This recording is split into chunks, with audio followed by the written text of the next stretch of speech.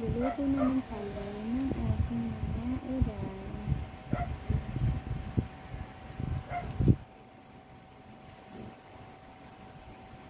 Habang nagkakati tayo, magluluto tayo.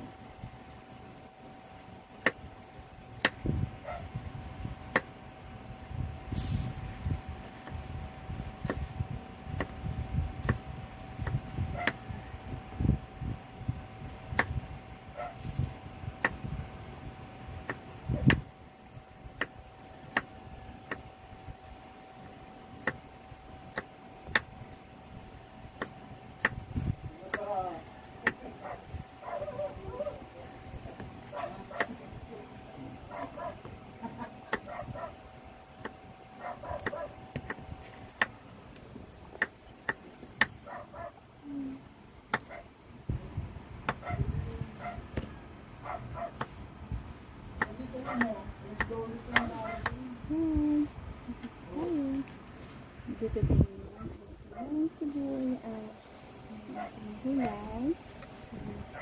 Yan ang pinakit. And then, menuhin na tayo ng bawang sibuyas at kamatis.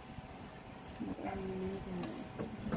Nagluluto tayo nito ng skinless. Napipirito po natin yan. Meron tayong gulay. Meron din tayong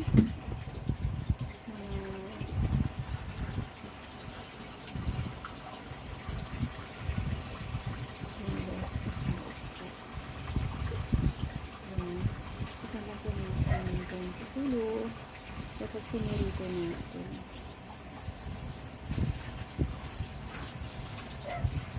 Yan.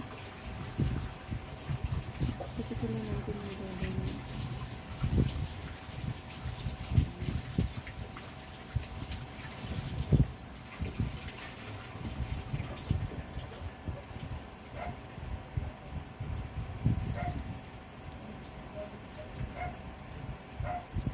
Tapos na.